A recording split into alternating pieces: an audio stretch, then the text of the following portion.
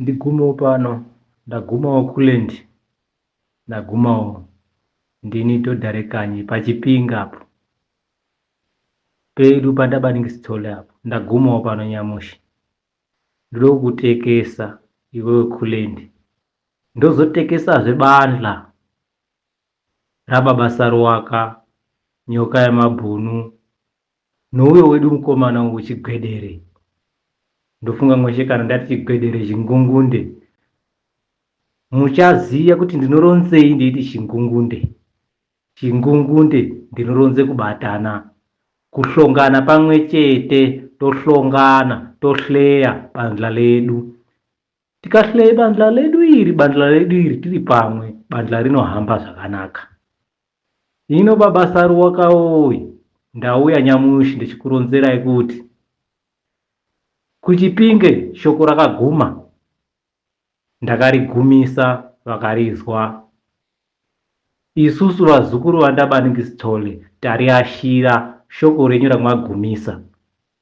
Hino chiitai kuti muronge chihambiso chekuende kuHarare musi wa 28 wona uwowo. Tode koorara tamwo, tomusedze hope, togeze mapuku tirimwo muHararemwo. Atidi kunonoka, tode kuguma ngenguwa, ngemukuwo kwawo. Petinozoti zuwa rechingoti vhu, isusu tinonge tatoguma taamwo muHararemwo.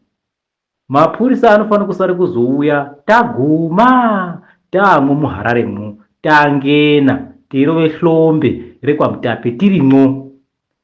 Tisu vazukuru vandabaningisitole tazviashira zvaronzwazvo kuti ngatohlongane kuHarare. Usinyarina kuende kuHarare, peuripo gare mukanyi mwako, gare mumhatso mwako. Ukabuda tinokubongomora, kwedu kuchindau tinoti tinokumamisa. Ndofunga ndareketa, kwedu kuchindau tinokumamisa. Komuredi mudzingwa vanoti tinokubongomora. Vari muHarare, vari Bulawayo, ngatihlongane muHararemwo. Tinonge tirimwo, tohlongane muHararemwo, tohleya semadhodha tiri pamwe chete. Ndofunga kulendi meseji yangu ineyi uchasvikise pendode kuti igume, kuti vazvizwe kuti kuchipinge unono shoko raguma rekuti tohlongane kuHarare. Chiitai kuti mutionere zvekuhambisa. Vamweni hatina, handiti munoona kuti Mnangagwa nezvigananda wakauraya nyika yedu. Saka zvekuhambisa kuti tigumeyo pamwe tinenge tisina, asi tinonga tichidawo kugumeyo.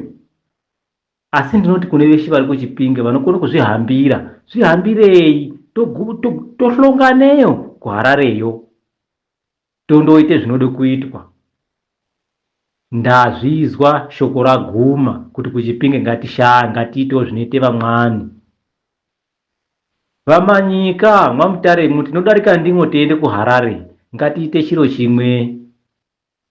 Tirumbirire zvigananda nevana vadzo nembwa dzachona kuti zviro zvedu zvihlongane, zviro zvedu zvinake. Ndinobonga kulendi uchasvikise meseji yangu ineyi kuti nana Basaruka vazvizwe, kuti ana baba Saruwaka woye, mameseji tinomazwa muchanel. Asi svikisaiwo shoko rineri kuti Mnangagwa zvaakuita zvona izvo. Wakude kuti vamweni tibve nekubulawayo, vamweni tobva nekumozambiki, tojoinana matsanga takahlongane muHararemwo.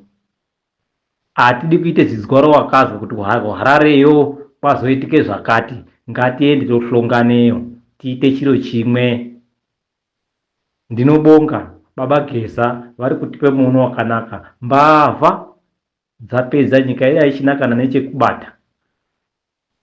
Hino tochidini mwana wa Murombo, ngatihlongane kuHarareyo toite mudhibano. Taite mudhibano uno tichaona zvetichaita kuti zvigananda zvirumbe, naMnangagwa wachona ambogare pashi, timbopawo vamweni chituro vambochihleyawo. Dhodha repachipinge, checheche, mabee, garahwa, chisumbanje, ndouya Manzvire Chibuwe, ndouya Mikiri Chipangai, ndouya ndapinda paTanganda, ndaguma muChipinge, ndinouyo kwakhona, ndinouyo muChirinda, ndobudemo ndopetuke muHarare, ndotopinde mubhazi totoenda kumudhibano, totopinda ndipo pabhechina 4 takaenda kuHarare kundoite mudhibaniso wekuti tigadzire nyika. Kwedu uno kuChipinge rasvika hai, musazoti harina kusvika, tarigumisa, vantu veshe varizwa.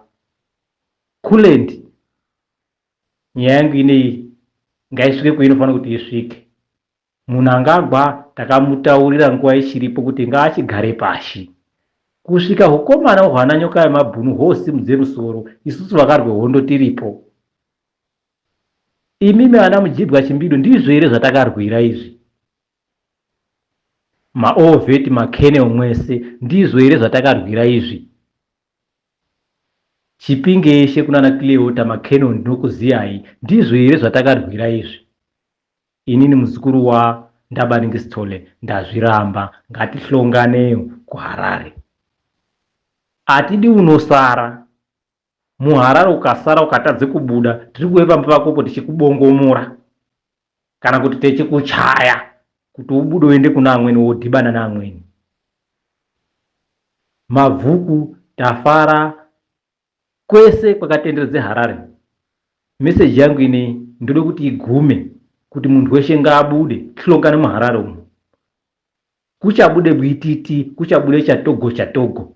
Hakuna chakanakire chimweni, zuva retinodhibana kuHarareyo. Ndinobonga. Meseji yangu ini ichasvika kweshe kuti vantu vazwe kuti kuZimbabwe munangagwa hatichabudi, ngatihlongane Harare. Mudzimu tichasiya tapira tichibve Chipinge tichisimuka takanange paHarare. Gokwe neMbudziya ngatihlonganeyo. Pamutare kubochayo ngatihlongane kuHarare. Beit Bridge, Ngundu, Rutenga ngatihlongane kuHarare. Makomrade, meseji yangu ngaisvike kumunhu wese, tihlongane kuHarare. Kulendi uri kushanda mufana wangu, ndiri kukuona. Atidi vanosarira ngekuti nyika yazonaka, tozobvunze kuti vakapinda murejista reupenyu ndiani, usazochema tokusiye kubanze. Imi mana basa ruwaka, toraiwo Chamisa murekete naye, murekete nana Mwonzora. Atina ndaa kuti vakasara vatorei vauye nana Jobhosikala ngavasangane, tidhibane, tihloye, tironge, tihleye kuti toita wani ngemuntu unoyu. Musakorere kuvabhira kunyati bato redu rakauraiwa ngemuntu uno unozi Mnangagwa uno, asi varonzerei kuti Chamisa woye, vantu vako ngavauye todhibaneyo, tibvise muntu wauraya nyika yedu, tigadzise nyika yedu iende mberi.